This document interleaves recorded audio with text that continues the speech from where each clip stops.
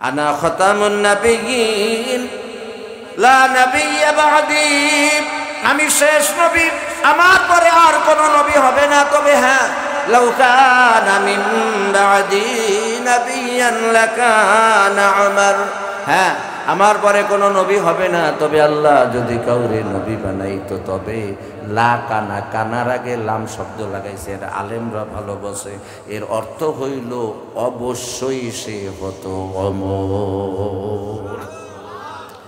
আমার পরে কোনো নবী হবে না, তবে যদি আল্লাহ কাউরে পাঠাইতেন সে হতো ওমর। সেই ওমরের মর্যাদা কত তাহলে বোঝেন। সেই ওমর হুযায়ফার দাঁড়ে দাঁড়ে ঘোরে আর বলে আমার নামটা মুনাফিকের তালিকায় আছে কিনা। যদি মুনাফিকের তালিকায় নাম থাকে তো আমি তো জাহান্নাম ছাড়া উপায় দেখি না। ও হুযায়ফা বলে, ও আমিরুল মুমিনিন, মুনাফিকের তিনটা আলামতের একটা হলো আমানতের রক্ষণ, খেয়ানত করা। তো আমানতের খেয়ানত আমি করতে পারবো না। দেখেন হযরতে ওমর এবারে কৌশল অবলম্বন করতেছে। এবারে হযরতে ওমর বলে, ও নবীর সাহাবা হুযায়ফা, আমি মুনাফিকের তালিকায় নাম আছে কিনা এটা আজকে আর জানতে চাই না, জানি তুমি বলবা না, তবে আমার মনের মধ্যে একটা আশঙ্কা, আমার মনের মধ্যে একটা ভয় যে আমি মারা গেলে আমার জানাজাটা কে পড়বে। এজন্য আমি আপনার কাছে জানতে এসেছি গো হুযায়ফা, আমি মারা গেলে আমার নামাজে জানাজাটা আপনি পড়বেন কিনা। হযরতে হুযায়ফা কিছুটা সময় চিন্তা ভাবনা করে তারপর বলতেছে, আমিরুল মুমিনিন, আমি কেমনে আপনার জানাজা পড়ব আমি যদি আপনার আগে মারা যাই।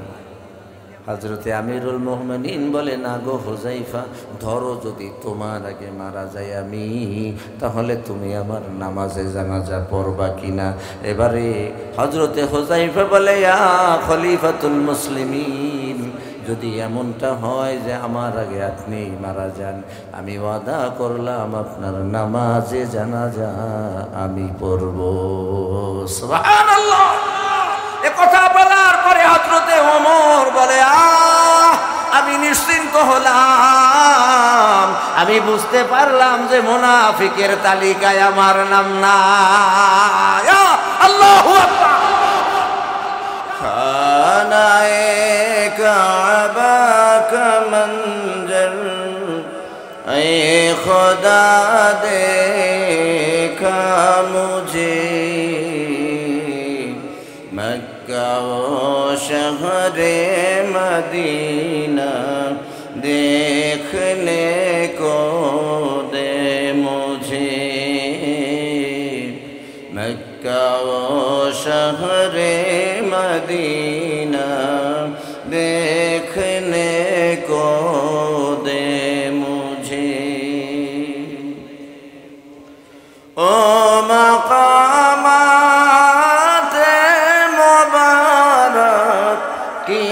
जियारत हो नसीब, ओ मकामाते मुबारक की जियारत हो नसीब, जिसमें रहमत बेशुमार देखने को दे मुझे, जिसमें रहमत बेशुमार देखने को दे मुझे। ऐ खुदा सैराब कर दे आबे जमजम से मुझे, ऐ खुदा सैराब कर दे आबे जमजम से मुझे, इस्तिला में हजरे अस्वद से मुशर्रफ कर मुझे, इस्तिला में हजरे अस्वद से मुशर्रफ कर मुझे। غم دیکھو دورا دکھا دو روضۂ اطہر مجھے غم دیکھو دورا دکھا دو روضۂ اطہر مجھے درمیانے قبر و منبر گر گرانے دے مجھے درمیانے قبر و منبر گر گرانے دے مجھے لا الہ الا اللہ لا الہ الا اللہ আর একটু মহব্বতে গলা ছেড়ে সকলে জোরে সরে লা ইলাহা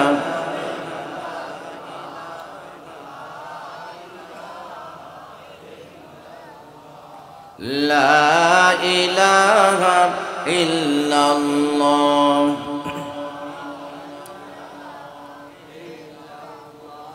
تیرے سوا محبوب حقیقی کوئی نہیں ہے کوئی نہیں تیرے سوا معشوق حقیقی کوئی نہیں ہے کوئی نہیں اب تو رہے بس قد میں آخر برد جو بائے میرے الہ لا الہ الا اللہ لا الہ الا اللہ لا الہ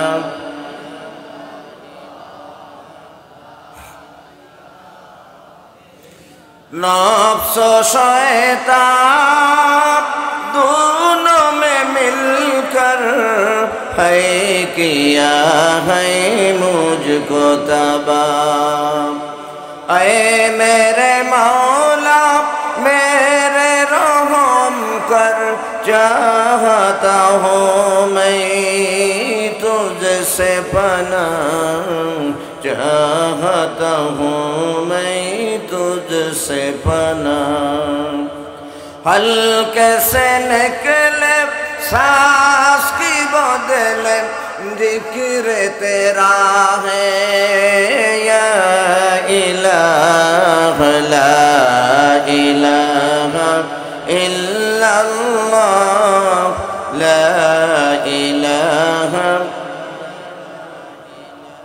لا الہ الا اللہ لا الہ الا اللہ معشوقوں کا جو نشانہ سب تمہارا پاس ہے سب تمہارا پاس ہے اس لیے عاشق ہوا میں تو میرا معشوق ہے تو میرا معشوق ہے ہر وقت میں میرے زباں پر ذکر تیرا ہے یا الہ لا الہ الا اللہ لا الہ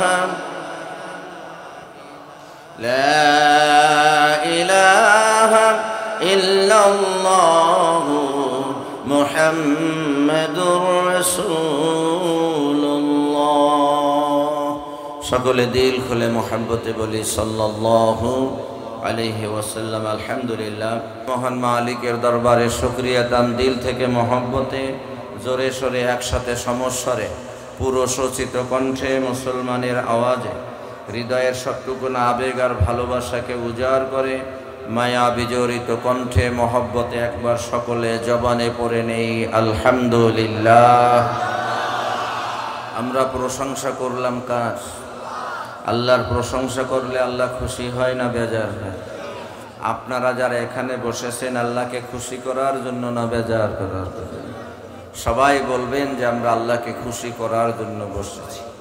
কিন্তু আল্লাহ রাব্বুল আলামিন আপনাকে আমাকে গোটা পৃথিবীতে যত মাখলুক সৃষ্টি করেছেন, সমস্ত মাখলুকের ভিতরে সুন্দরতম আকৃতি দিয়ে আল্লাহ তাআলা মানুষকে সৃষ্টি করেছেন। বলেন আলহামদুলিল্লাহ। সৃষ্টিকুলের মধ্যে সবচাইতে সুন্দর কারা? সবাই বলে। সন্দেহ আছে কোনো? যদি সন্দেহ থাকে তাহলে আপনার ঈমান থাকবে না, কারণ এটা আমার কথা না, আল্লাহর কোরআনের কথা। পবিত্র কোরআন শরীফের 30 পারায় একটা সূরা আছে, সূরা 3। পারেন না আপনারা? যারা পারেন পড়েন। বিসমিল্লাহির রহমানির রহিম। ওয়াত-তিন ওয়াজ-যাইতুন ওয়া তুরি সিনিন ওয়া হাযাল বালাদিল আমিন লাকাদ খালাকনাল ইনসানা ফি আহসানি তাকওয়িম। আল্লাহ বলেন, সম্মানিত এলাকাবাসী দিলের কানটা দিয়া খেয়ালের সাথে শুনেন, আল্লাহ তাআলা যত মাখলুক বানাইছেন, আল্লাহ রাব্বুল আলামিন যা কিছু সৃষ্টি করেছেন, আল্লাহ নিজে বলেন আমার সৃষ্টির মধ্যে সবচাইতে সুন্দরতম সৃষ্টি হলো মানুষ। আর আল্লাহ এই কথাটা বলতে গিয়ে একটা নয়, দুইটা নয়, চারটা কসম খেয়েছেন। কয়টা? 4টা কসম খেয়েছেন। 1 নাম্বার তিনের কসম খেয়েছেন, ওয়াজ-যাইতুন যাইতুনের কসম খেয়েছেন, ওয়া তুরি সিনিন তুর পাহাড়ের কসম খেয়েছেন।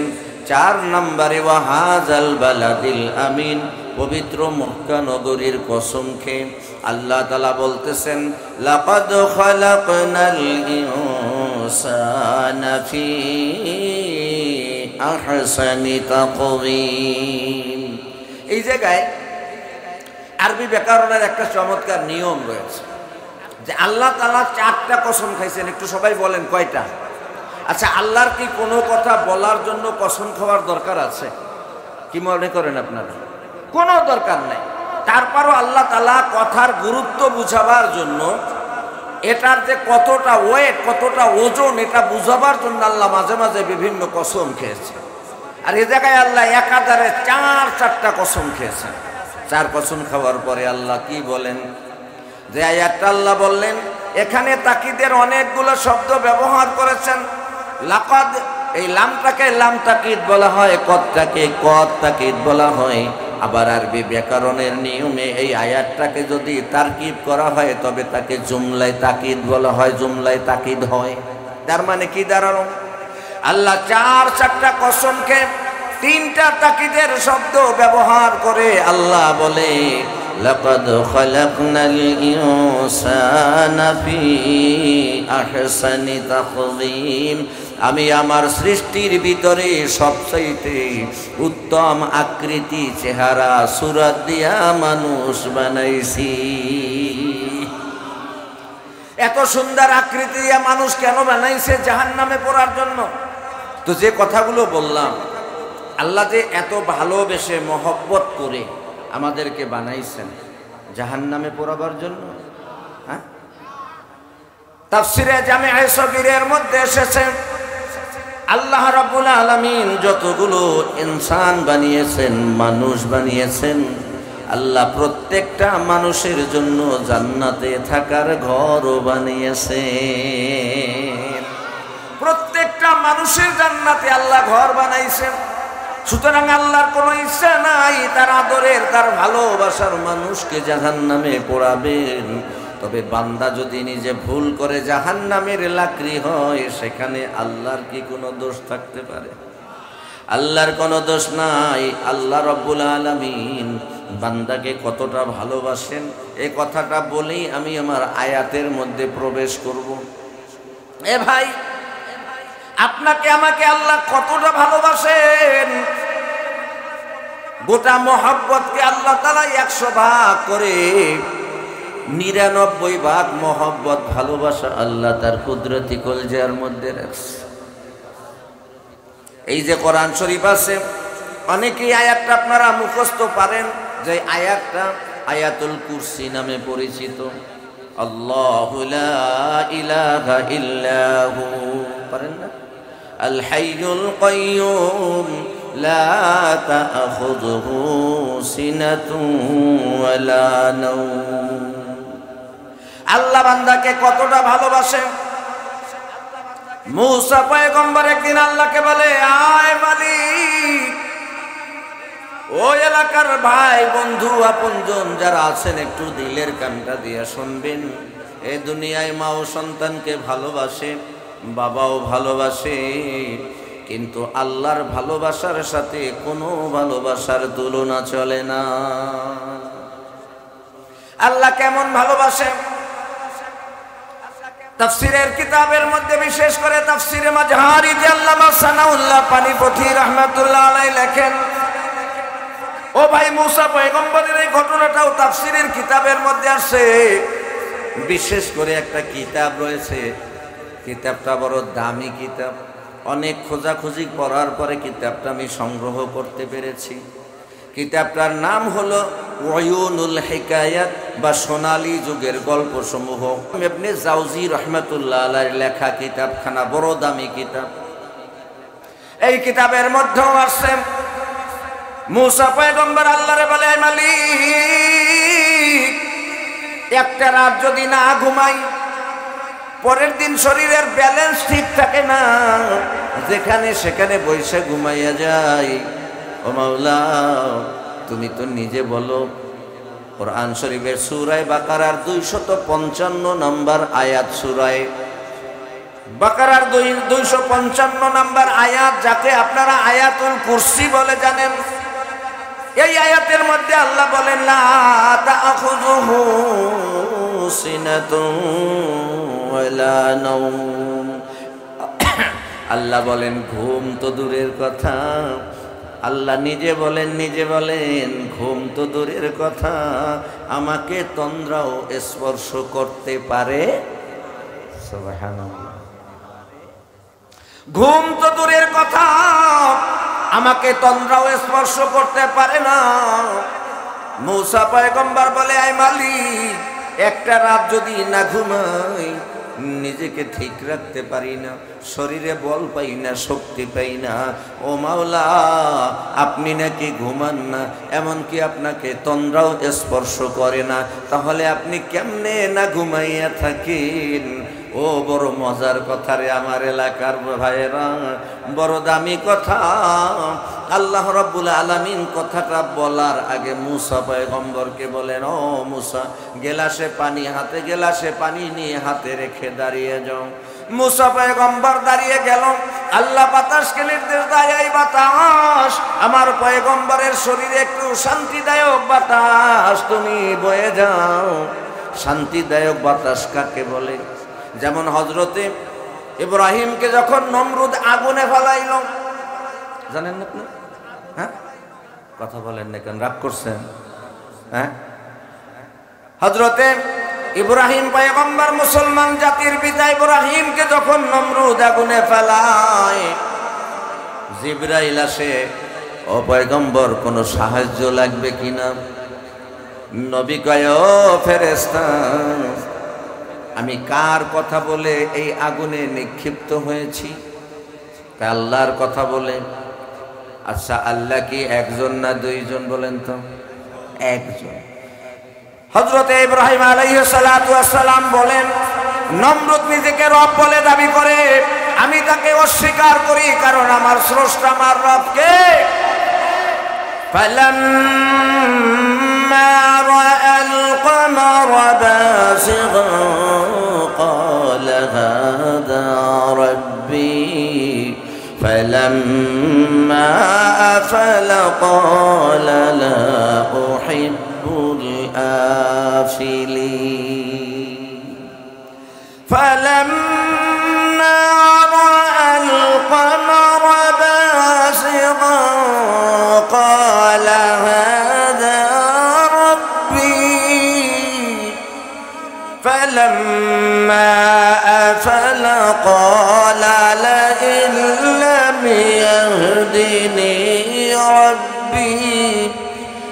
لئن لم يهدني ربي لأكونن من القوم الضالين।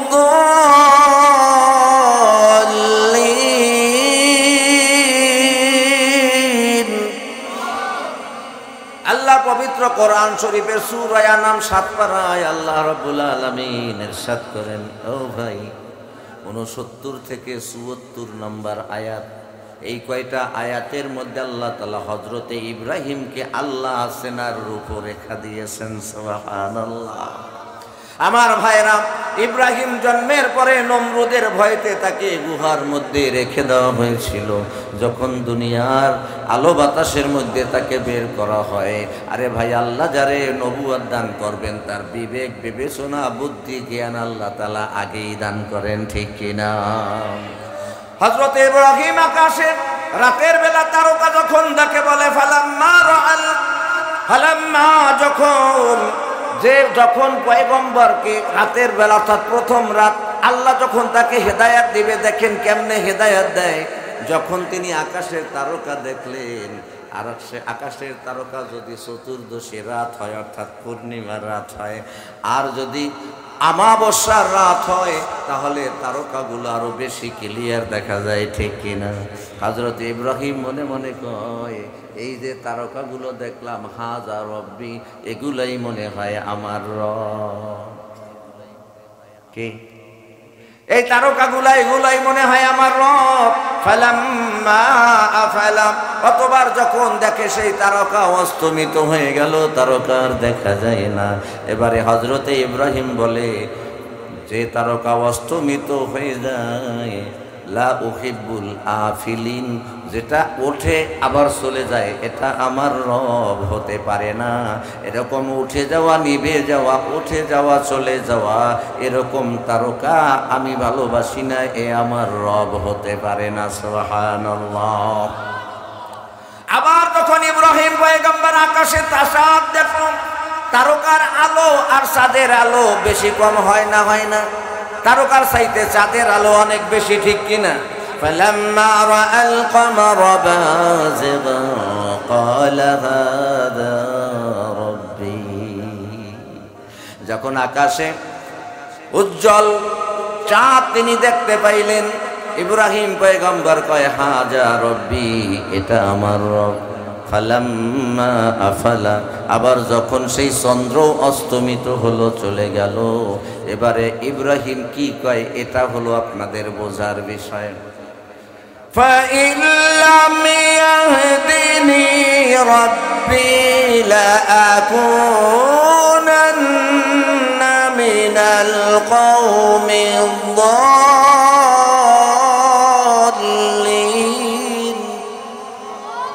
এবার আল্লাহ কয় লা ইল্লাম ইয়াহদিনি রব্বি, যদি আমার রব আমারে হেদায়েত না দান করেন, লাকুনান্না মিনাল কওমিদ দাল্লিন, তাহলে আমি পথভ্রষ্টদের অন্তর্ভুক্ত হয়ে যাব। বলেন সুবহানাল্লাহ। দেখেন আল্লাহকে কিভাবে চিনতেছেন। আপনার আমার এলাকার মানুষ, আমি আপনাদের ভাতিজা ভাই সম্পর্কে কারো চাচা হতে পারি, মামা হতে পারি ভাই। আমি শুধু কোরআন থেকেই কথা বলবো, কোনো গল্প কিচ্ছা বলে আপনাদের সময় নষ্ট করব না। অতএব একটু দিলের কান দিয়ে শুনবেন আর বোঝার চেষ্টা করবেন। আগে চেনেন রবকে, আমাদের রবকে, আমাদের মালিককে, আমাদের স্রষ্টাকে। ইব্রাহিম পয়গম্বর বলে, মালিক আমার রব, আপনি যদি আমারে হেদায়েত দান না করেন, সঠিক পথের দিশা যদি আপনি আমাকে না দেন, তাহলে তো আমি গোমরাহ হয়ে যাব। فلما رأى الشمس بازغة قال هذا ربي هذا أكبر। এরপর ইব্রাহিম আলাইহিস সালাতু ওয়াস সালাম যখন প্রচন্ড আকারে বড় সূর্য উদিত হতে দেখলো, এবং তারকার চাইতে চাঁদের আলো বেশি, চাঁদের চাইতে সূর্যের আলো যেমন বেশি, তাপও বেশি, ঠিক কিনা? চন্দ্রের আলো থেকে কোনো তাপ আছে? সূর্যের তাপ আছে। এবার ইব্রাহিম পয়গম্বর বলে, যখন আকাশে সূর্য দেখতে পাইল, তখন বলে হাযা রব্বি হাযা আকবার। যখন আকাশে সূর্য দেখলো, ইব্রাহিম পয়গম্বর বলে এটাই হলো আমার আল্লাহ রব, আর এটাই হলো আমার সবচাইতে বড় রব। فلما رأى الشمس بازغة قال هذا ربي هذا أكبر। বড় রব। এরপরে যখন সেই সূর্য আর সন্ধ্যার পরে দেখে না, ফালাম্মা আফালাত, যখন সেই সূর্য অস্তমিত হয়ে যায়, এবারে হযরতে ইব্রাহিম জাতিকে ডেকে বলে ইয়া কওমি, হে আমার জাতি, যেটা একবার ওঠে আর যেটা একবার অস্তগামী হয় এটা আমার রব হতে পারে না। আপনারা কি বলেন? আমাদের রবকে সবাই একবার বলেন, আমাদের স্রষ্টা কে? কোনো সন্দেহ আছে? যাদের সন্দেহ আছে তারা কাফের, আর আমরা বিশ্বাস করি বলেই আমরা মুসলমান, ঠিক কিনা? এবার ইব্রাহিম আলাইহিস সালাতু ওয়াস সালাম কি বুঝলেন আর আপনারা কি বুঝলেন? ইব্রাহিম পয়গম্বর কি বুঝছে দেখেন। ইব্রাহিম এবারে মনে মনে কয় না না, যেটা একবার ওঠে আবার যেটা অস্তগামী হয় এটা আমার রব হতে পারে না। এবারে হযরতে ইব্রাহিম, আপনার আমার জাতির পিতা, মুসলিম জাতির পিতা ইব্রাহিম কয় ইন্নী ওয়াজ্জাহতু ওয়াজহিয়া লিল্লাযী ফাতারাস সামাওয়াতি ওয়াল আরদ فطر السماوات والأرض حنيفا وما أنا من المشركين।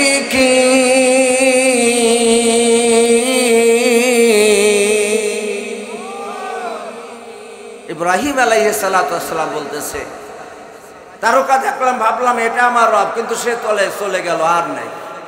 ভাবলাম চন্দ্র আমার রব, সেও অস্তগামী হলো, তাকেও আর দেখতে পাই না। ভাবলাম সূর্য আমার রব, সেও চলে গেল।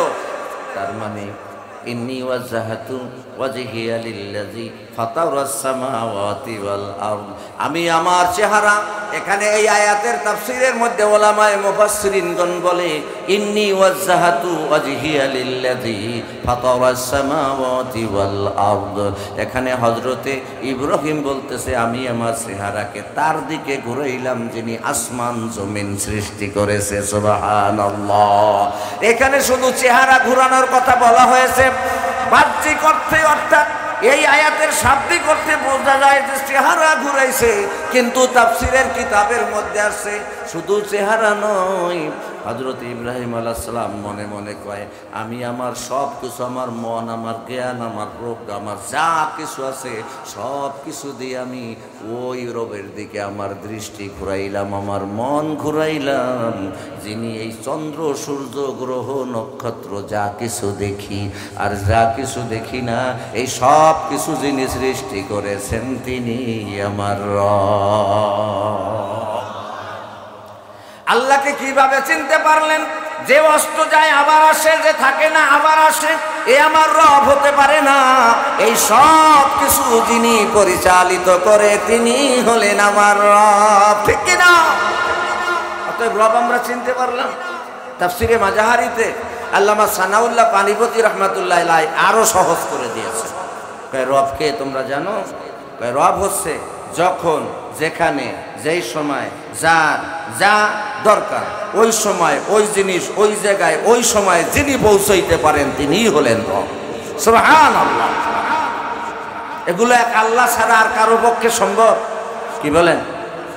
আর কারো পক্ষে সম্ভব না। তাই আসুন দিলের কানটা লাগান। আল্লাহ তাআলা বলতেছেন, এই মুসা, ভুলে গেছেন না? মনে আছে? এই মুসা, তোমার হাতে গেলাসে পানি নিয়ে দাঁড়াও। মুসা পয়গম্বর দাঁড়িয়ে আছে। আল্লাহ বাতাসে কয়, বাতাস আমার মুসার গায়ে শান্তিদায়ক বাতাস লাগাইয়া দাও। শান্তিদায়ক বাতাস লাগাইছে। এই শান্তিদায়ক বাতাস হযরতে মুসার গায়ে লাগাইতে বলছে।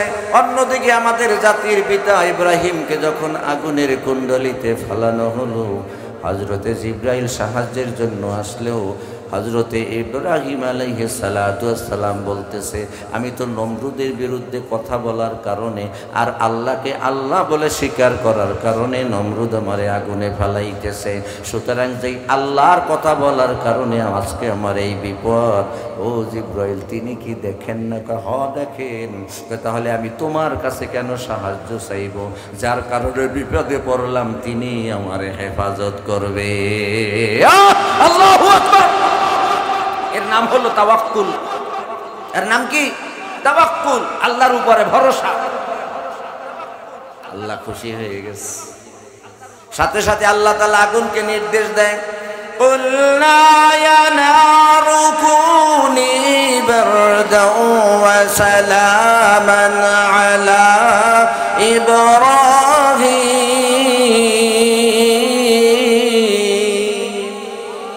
আল্লাহ আগুনকে বলে, ইয়া নার, হে আগুন, কুনি হয়ে যাও বারদা ওয়া সালামা। উলামায়ে কেরাম ভালো জানেন, এইখানে বারদা ওয়া সালামানকে যদি আপনি অর্থ করেন বাংলায় তাহলে হয় শান্তিদায়ক ঠান্ডা, আর যদি ইংলিশে ট্রান্সলেট করেন তবে হয় এয়ার কন্ডিশন। বারদুন মানে ঠান্ডা, সালাম মানে নিরাপদ। এখানে এখানে এই আয়াতের ভিতরে সালাম শব্দের অর্থ শান্তি, সালাম শব্দের অর্থ নিরাপদ, কিন্তু শান্তির চাইতেও নিরাপদ শব্দটা যথোপযুক্ত। কেন?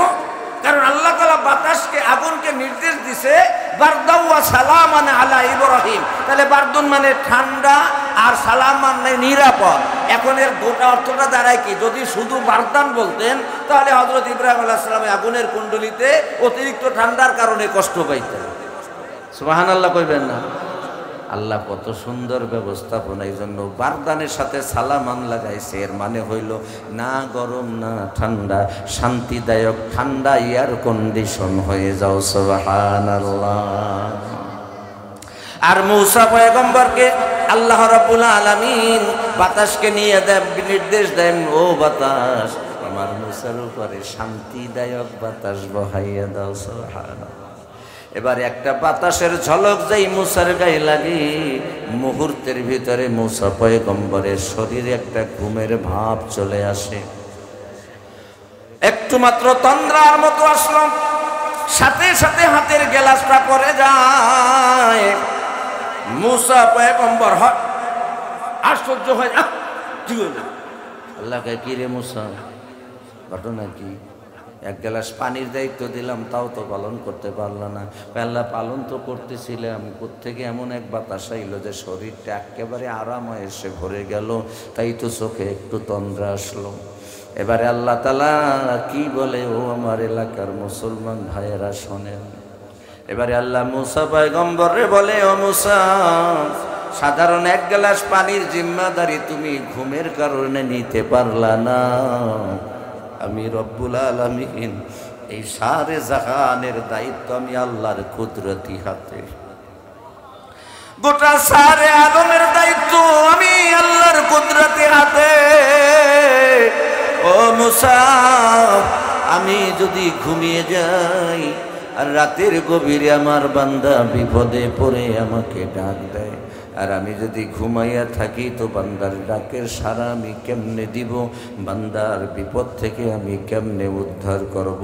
ও মূসা, আমার কোন বান্দা, কোন মাকলুক কোন জায়গায় বিপদে পড়বে, বিপদে পড়ে আমি আল্লাহর কাছে সাহায্য চাইবে, আমি যদি তাকে সাহায্য করতে নাই পারি, আমি যদি তাকে বিপদ থেকে উদ্ধার করতেই না পারি, তাহলে তোমার রব হওয়ার কোনো যোগ্যতাই থাকে না। বলেন ঠিক কিনা?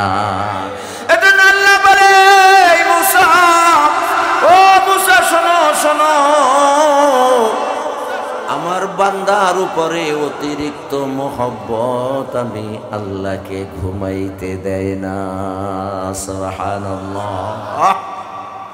এই মুসা, আমার বান্দার উপরে আমি আল্লাহর এত মায়া এত মহব্বত, যে বান্দার প্রতি আমি আল্লাহর মায়া মহব্বত আমাকে ঘুমাইতে দেয় না। ও ভাই, আমি আপনাদের একটা কমন সেন্সের কথা বলি, আপনিও ঘুমাই আছেন, আপনার স্ত্রীও আপনার পাশে ঘুমিয়ে আছেন, আপনার সদ্য জন্মনো একটা বাচ্চাও পাশে ঘুমিয়ে আছে, স্ত্রীও ঘুমায়, স্বামীও ঘুমায়। বাচ্চাটা যখন একটু ক্যাট ক্যাট শব্দ করে, সবার আগে ঘুমটা কার ভাঙে? মায়ের ঘুম ভাঙে। মা ঘুমায়, কিন্তু মায়ের সাথে সন্তানের এমন একটা কানেকশন আল্লাহ লাগিয়ে দিয়েছে যে ওই ঘুমের ভিতরেও সামান্য সন্তানের ডাক মায়ের কানে এড়ায় না। মায়ের ভালোবাসার তুলনা পৃথিবীতে হয় না, মায়ের ভালোবাসার তুলনা পৃথিবীতে কারো সাথে চলে না। আজকে যখন আমি এখানে আসতেছি ঘর থেকে, আমার ছোট ভাই মোনাব্বার আমার সাথে, আমি আমার ছোট ভাইকে ডেকে বললাম, মোনাব্বার, আগে যখন এই বাড়ির মাহফিলে যাইতাম, যাওয়ার আগে তো মায়েরে কইয়া যাইতাম, আজকে কারে কইয়া যাব? মায়ের ভালোবাসার কোনো তুলনাই হতে পারে না।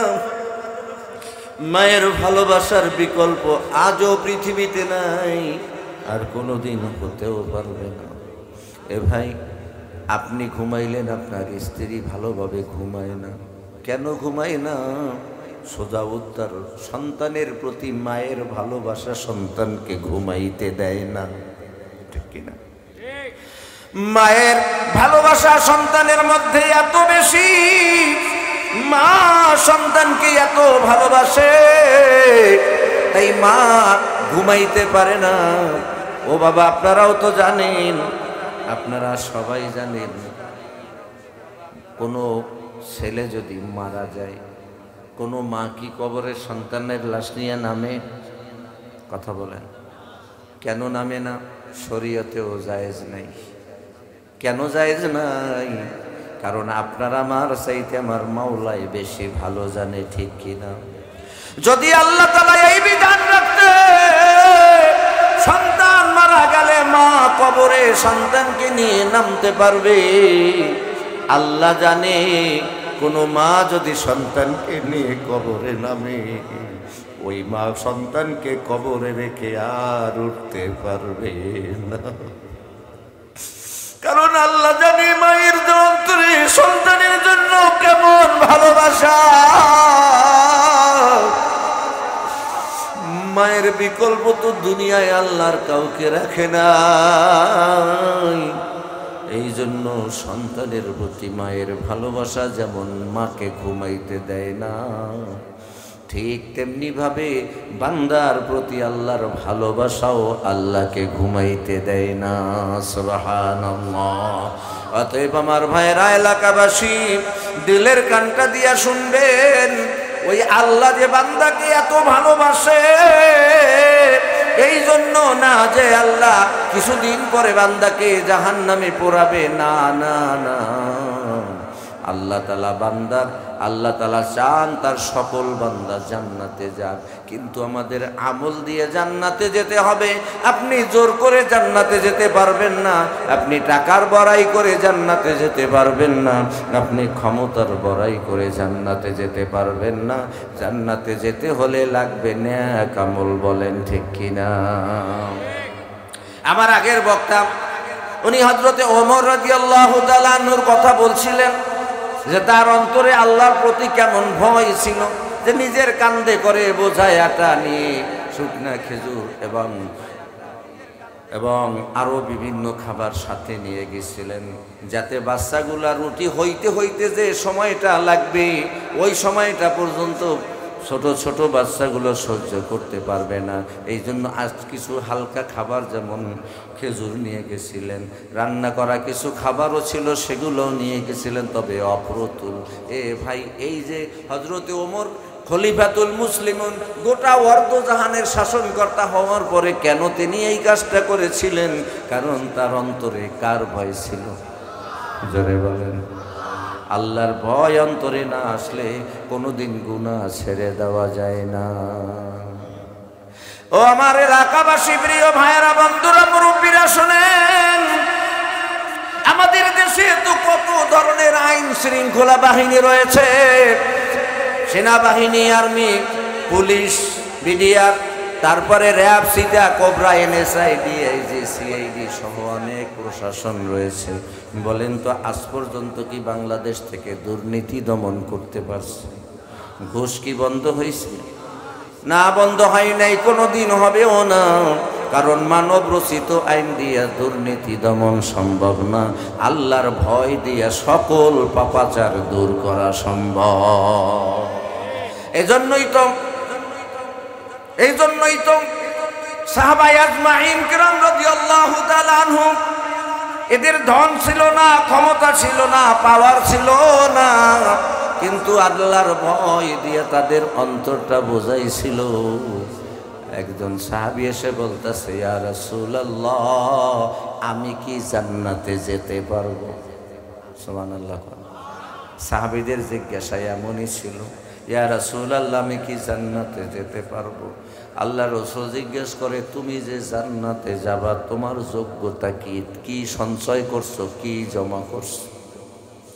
সাহাবী বলে, ইয়া রাসূলুল্লাহ, আমি আমার আল্লাহকে দুনিয়ার সব কিছুর চাইতে বেশি ভয় করি, আর আমি আমার স্ত্রী, পুত্র, ছেলে, সন্তান, মা বাবার চাইতেও আমার রসুলকে আমি বেশি ভালোবাসি। আল্লাহু আকবার। এ কথা বলার সাথে সাথে পয়গম্বর বলে, আমি সাহাবী বলছি তুমি জান্নাতি। আমার ভাইয়েরা, আল্লাহর ভয় না থাকলে গুনাহ ছাড়া যায় না, আর রসুলের সিরাত সুরাত ছাড়াও আল্লাহর প্রিয় বান্দা হওয়া যায় না। আপনি, আমরা কেউ আল্লাহকে কোনো কিছু ফাঁকি দিতে পারবো না। আপনি, আমরা যা কিছু করে বেড়াই কোনো কিছুই আল্লাহর হিসাব থেকে বাদ পড়ে না। খুব খেয়াল দিয়ে শুনবেন, আমি আগেই বলেছি, আমি কোনো গল্প কিচ্ছা বলে আপনাদের সময় নষ্ট করব না, সরাসরি আয়াত এবং তার থেকে কিছু আলোচনা বের করার চেষ্টা করব ইনশাআল্লাহ। আমার ভাইরা, দিলের কান দিয়ে শোনেন, এই যে আমি কথা বলতেছি আপনারা শুনতেছেন, তাই না? এই যে কথাগুলো বলতেছি, কথাগুলো আপনারা শুনতেছেন, এই আমার জবান থেকে বের হওয়ায় একটা কথাও কিন্তু আল্লাহ রাব্বুল আলামিনের হিসাবের বাইরে যায় না। মা ইয়ালফিযু মিন কওলিন ইল্লা লাদাইহি রাকীবুন আতীদ।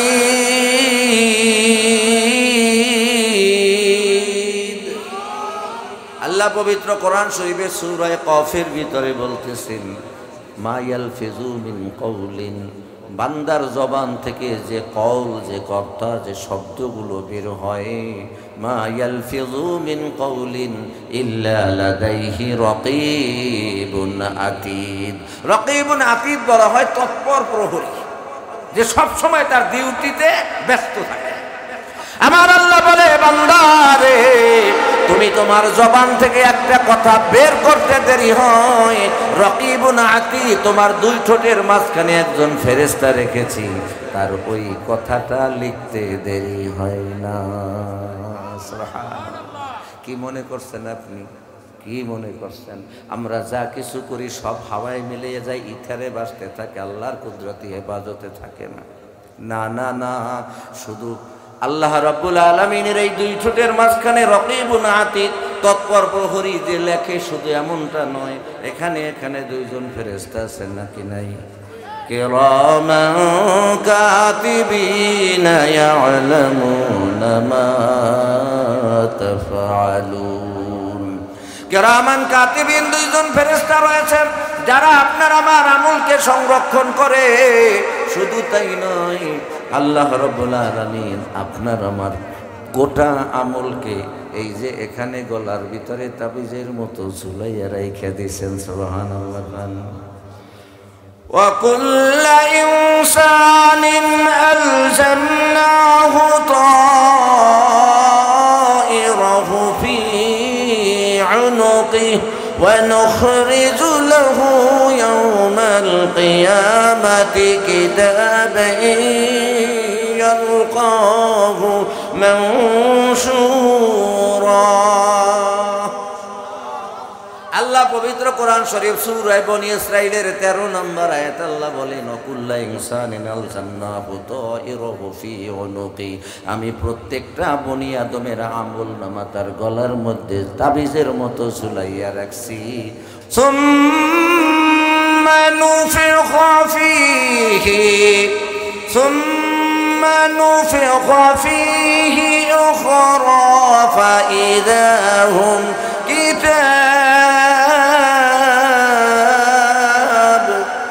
فإذا هم قيام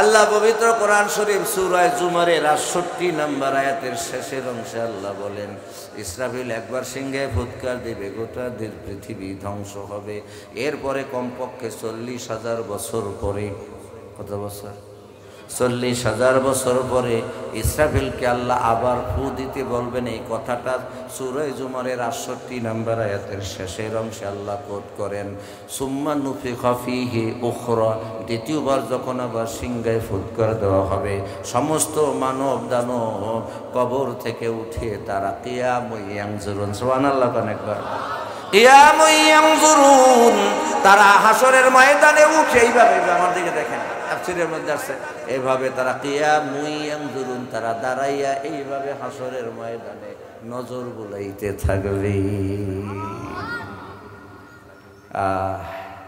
আল্লাহ রাব্বুল আলামিন সে কথাই পবিত্র কোরআনের সূরা বনী ইসরাঈলের 13 নম্বর আয়াতে আল্লাহ কয় আমি প্রত্যেকটা বনি আদমের আমলনামাকে গলার মধ্যে তাবিজের মতো ঝুলাইয়া রাখছি ওয়া নুখরিজু লাহু ইয়াউমাল কিয়ামাতি ওয়া নুখরিজু লাহু ইয়াউমাল কিয়ামাতি কিতাবান ইয়ালকাহু মানসুরা কিয়ামতের ময়দানে সবাই আমার দিকে দেখেন এই যে ফেরেশতারা এইভাবে আমলনামাটা টান দিয়া ওয়া নুখরিজু লাহু ইয়াউমাল কিয়ামা কিয়ামতের ময়দানে আমলনামাটা টান দিয়ে বের করে এরপরে খুলে মানসুরা শব্দের অর্থ খুলে করা ও খোলা উন্মুক্ত করা ঢেলে দেওয়া আপনার আমার পুরো আমলনামাটাকে খুলে আপনার সামনে দিয়ে দিবে ভাই শুধু আমলনামা দিবে এমনটা না আল্লাহ পবিত্র কোরআন শরীফের সূরা বনী ইসরাঈলের 14 নম্বর আয়াতে আল্লাহ কয় আমলনামাটা হাতে দিয়া বলবেন আল্লাহ ইকরা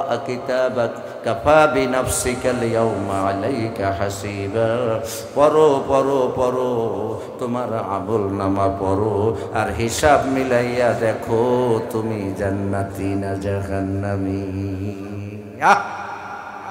সেদিন বান্দা আমলনামা দেখেই বুঝতে পারবে হায় হায় আমার আমলনামায় তো নেক দেখা যায় না শুধু গুনাহ আর গুনাহ এই ভাই একটু খেয়াল করেন এবারে বান্দা আমলনামা দেখে আফসোস করবে কাঁদবে চোখের পানি দরদর করে পড়তে থাকবে আর বলবে মালি হাযাল কিতাব لا يغادر صغيرة ولا كبيرة إلا أحصاها সূরা কাহাফ 49 নম্বর আয়াত আল্লাহ বলেন যখন আমলনামা আল্লাহ দিবে সূরা বনী ইসরাঈলের 14 নম্বর আয়াত আল্লাহ বলে পর পর পর ইকরা কিতাবাক কাফা বিনাফসিকাল ইয়াউমা আলাইকা হাসিবা পর পর আর তোর আমলনামার হিসাব কইরা দেখ আমলনামা দেখে বান্দা কি বলবে আল্লাহ সেই কথাটাও কোরআনে কোট করছেন সূরা কাহাফের 49 নম্বর আয়াত আল্লাহ কয় সেদিন হাসরের ময়দানে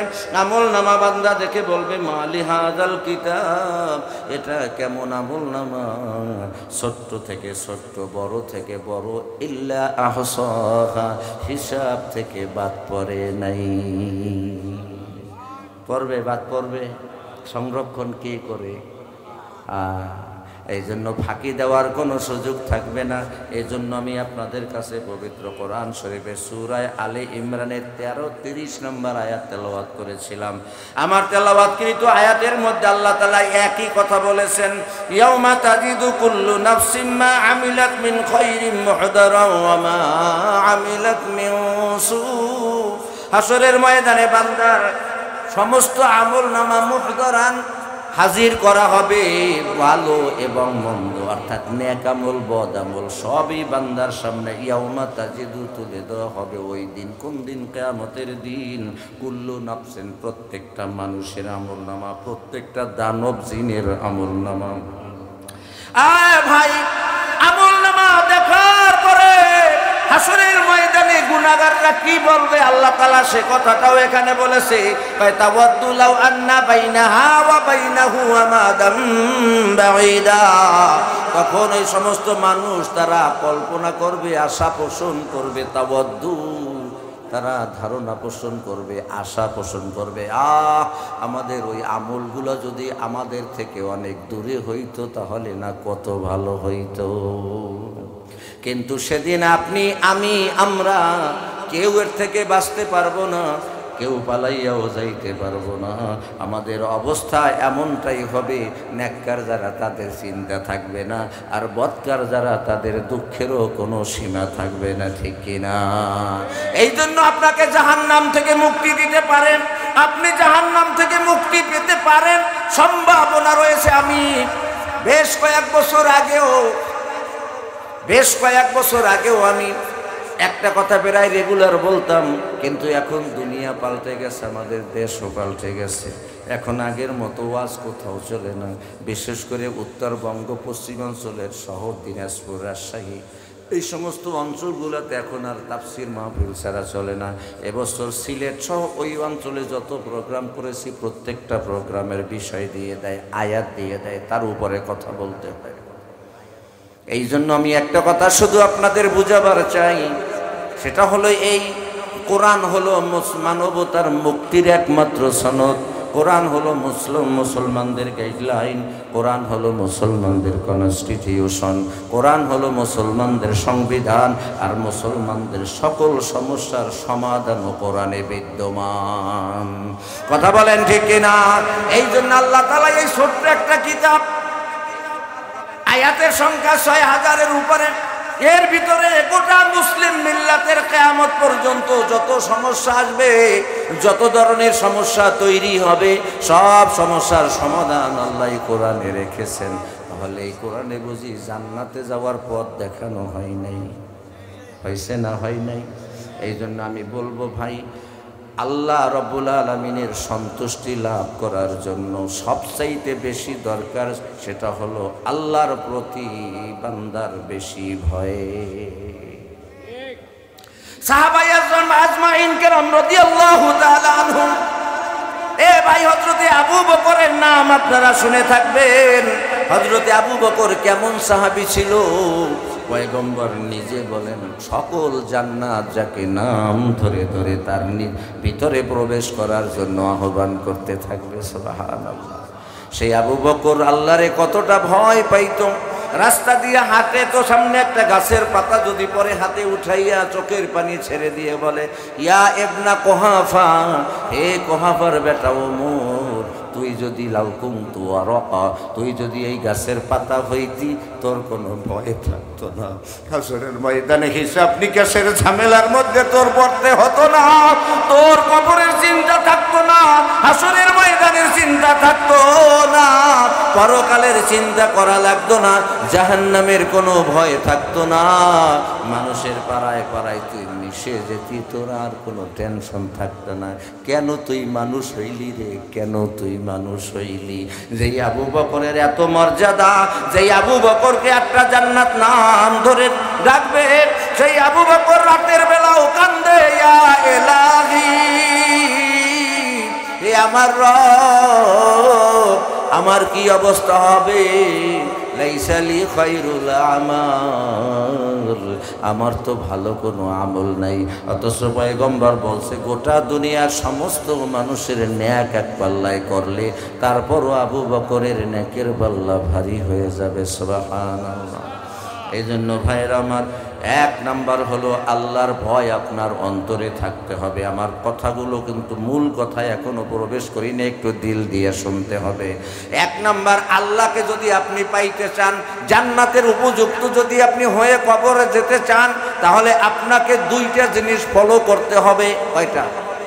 খুব খেয়াল দিয়ে শোনেন কয়টা? 1 নম্বরে আল্লাহর ভয়, 2 নম্বরে নবীর সুরত। 1 নম্বর কি? আল্লাহর ভয়, 2 নম্বর নবীর সুরত। এই জন্য আমি প্রায় মাহফিলে একটা কথা বলি, মুহাম্মাদি সুরত না নিয়ে কবরে গেলে উপায় থাকবে না। 1 নম্বর হলো আল্লাহর ভয়। আল্লাহর ভয় কতটা সাহাবীদের মাঝে ছিল।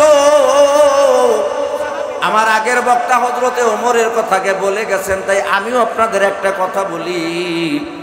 মুতা যুদ্ধের, তাবুকের যুদ্ধের পরে রসুল যখন মক্কায় ফিরে আসেন, রসুলের একজন সাহাবী হযরতে হুযায়ফা ইবনে ইয়ামান, হযরতে হুযায়ফা ইবনে ইয়ামান মুসলিম শরীফের 6929 নম্বর হাদিস, খুব খেয়াল দিবেন।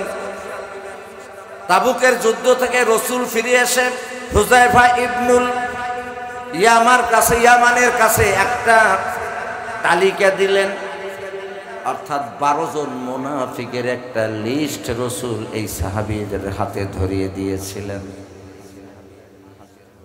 কিছুদিন পরে একদিন, কিছুদিন পর নয়, বহু বছর পর, অর্থাৎ হযরতে রসুলের ইন্তেকালের পরে খলিফা হযরতে আবু বকর, হযরতে আবু বকরের ইন্তেকালের পরে খলিফা হয় হযরতে ওমর।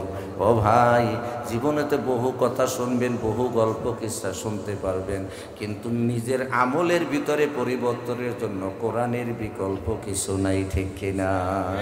এই জন্য দিলের কানটা দিয়ে শোনেন।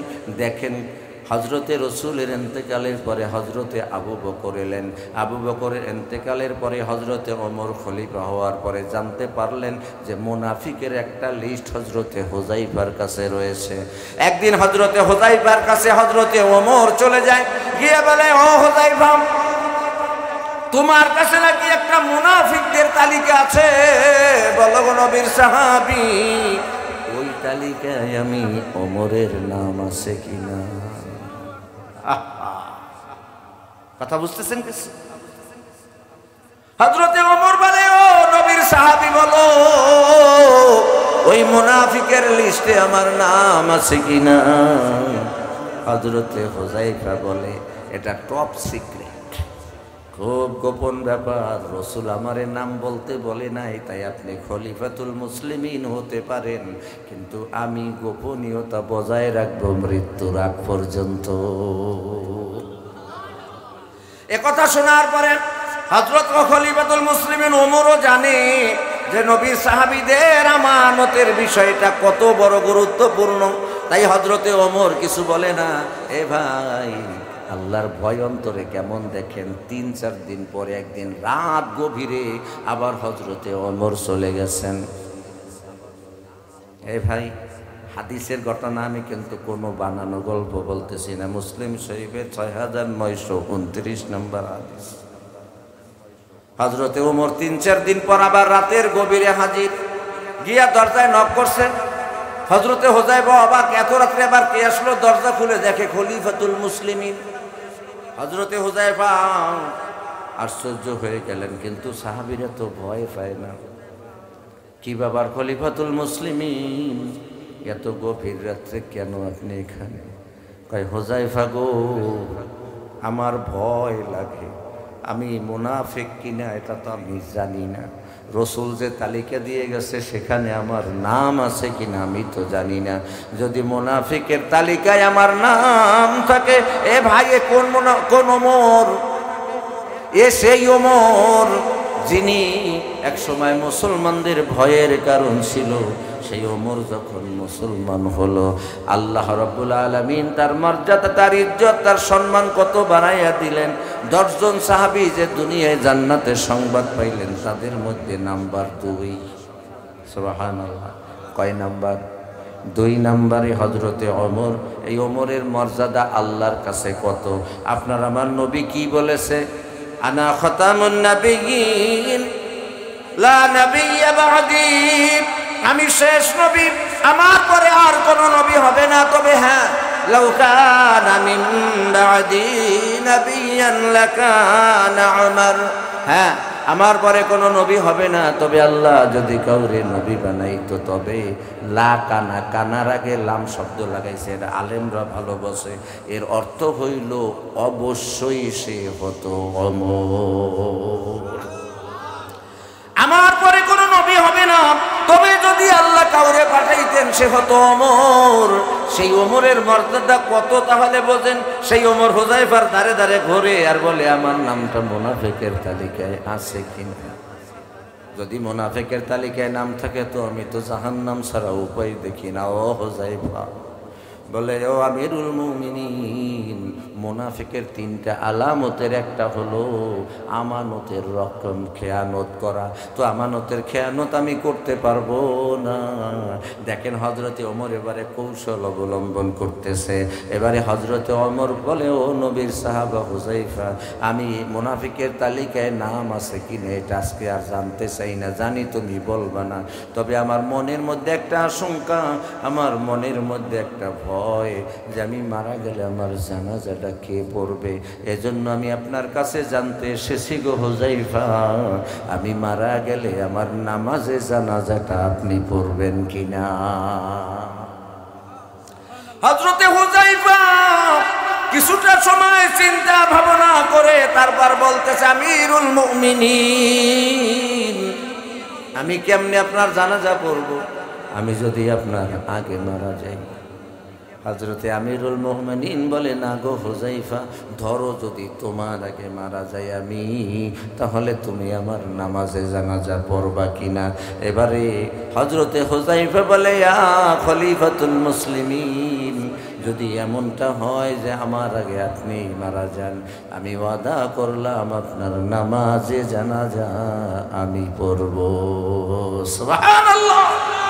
এ কথা বলার পরে হযরতে ওমর বলে, আমি নিশ্চিন্ত হলাম, আমি বুঝতে পারলাম যে মুনাফিকের তালিকায় আমার নাম নাই। আল্লাহু আকবার। কত অবাক, কি ব্যাপার, কেমনে বুঝলেন? আমি জানি নবীর কোন সাহাবী জানা মতে মুনাফিকের জানাজা পড়বে না। যেহেতু তুমি আমার জানাজা পড়ার রাজি হয়েছো, তাই আমি নিশ্চিন্ত হলাম যে মুনাফিকের তালিকায় আমার নাম নাই। অথচ আমাদের কোনো চিন্তা নাই, কোনো ফিকির নাই, মনে শুধু একটা, মন শুধু একটাই, সারাদিন আনন্দ ফুর্তি আর যা মনে চাই তাই করে বেড়াই। ও মুসলমান, অল্প কয়েক মিনিটের কথা দিলের কানটা দিয়ে শোনেন। আপনাকে, আমাকে, আমাদের কাউকে আল্লাহ তাআলা দুনিয়ায় যা মনে চাই তাই করার জন্য পাঠায় নাই। আল্লাহ আপনাকে আমাকে পাঠানোর পিছনে কোনো উদ্দেশ্য আছে না নাই? হ্যাঁ, যা মনে চাই তাই করার জন্য পাঠাইছে? হ্যাঁ, না না না। আফাহাসিবতুম আন্নামা খালাকনাকুম আবাসান ওয়া আন্নাকুম ইলাইনা লা তুরজাউন।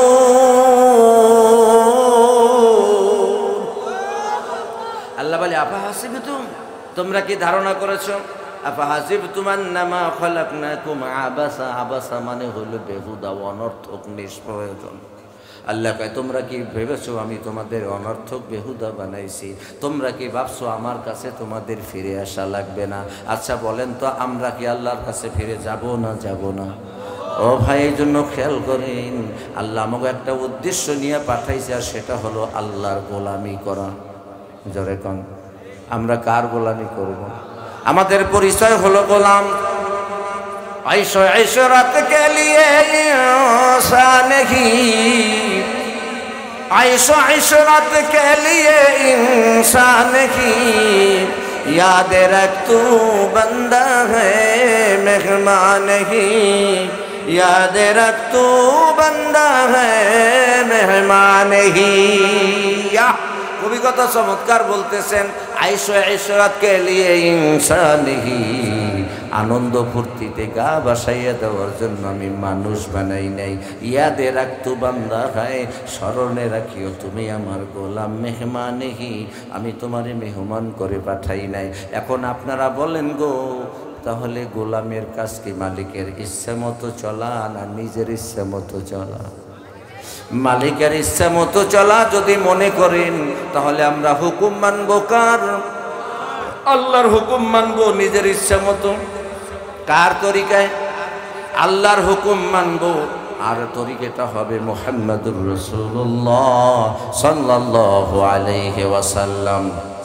যাদের অন্তরে ভয় আছে, হাসরের ময়দানে আমার আমলনামা ইয়াউমা তাজিদু কুল্লু নাফসিন মা আমিলাত মিন খায়রিন মুহদারা ওয়া মা আমিলাত মিন সু, আমল হাতের সামনে আনা হবে এবং আমার ভালো মন্দ আমাকে দেওয়া হবে। সাহাবীদের অন্তরে ভয় ছিল না? জোরে বলেন। মুতা প্রান্তরে যুদ্ধ হবে, রসুল সাহাবীদের নাম ঘোষণা করলেন, তিনজন সেনাপতি ঘোষণা করলেন, হজরতে জায়েদ এবং নবীর চাচাতো ভাই হজরতে রসুল পাক সাল্লাল্লাহু আলাইহি ওয়াসাল্লামের পালক পুত্র নামে যাকে আপনারা চেনেন, হজরতে জায়েদ ইবনে হারেসা, আব্দুল্লাহ ইবনে রাওয়াহা এবং হজরতে আবু তালিবের ছেলে, তিনজনকে আল্লাহ রসুল সেনাপতি নিযুক্ত করলেন। আমি পুরা ঘটনাটা বলবো না, শুধু ওটুকু বলবো যে সাহাবীদের অন্তরে আল্লাহর ভয় কেমন ছিল। এটাও কিন্তু হাদিসের ঘটনা, মুতার যুদ্ধের পুরো ঘটনাটা আপনি হাদিসের ভিতরে পাবেন। আমার ভাইরা, বুখারী শরীফের ভিতরে কিতাবুল মাগাজি যুদ্ধ চ্যাপ্টার নামে একটা অধ্যায় আছে। আল্লাহ রাসূল সাল্লাল্লাহু আলাইহি ওয়াসাল্লামের জীবদ্দশায় এবং সাহাবীদের ভিতরে যা কিছু ঘটেছে যুদ্ধে, ওখানে উল্লেখ করা রয়েছে। হযরতে রাসূল পাক সাল্লাল্লাহু আলাইহি ওয়াসাল্লাম তিনজনের নাম ঘোষণা করলেন। এক একজন আল্লাহ রসুল বলে, যাও যাও যাও, তোমরা গিয়ে তোমাদের পরিবারের কাছ থেকে বিদায় নিয়ে আসো। আচ্ছা বলেন, হজরতে হারেস তো পালক পুত্র, রসুলের পুত্র, রসুলের সন্তান। হজরতে জায়েদ ইবনে হারেসা বলে, ইয়া রাসূলুল্লাহ, আমি কার কাছে যাব? আপনি বলেছেন আম্মাজান হুজরা মুবারক থেকে শুনেছে, সুতরাং আমি আর কার কাছে যাব? রসুল বলে, যাও গো চাচাতো ভাই, তুমিও গিয়ে বিদায় নিয়ে আসো।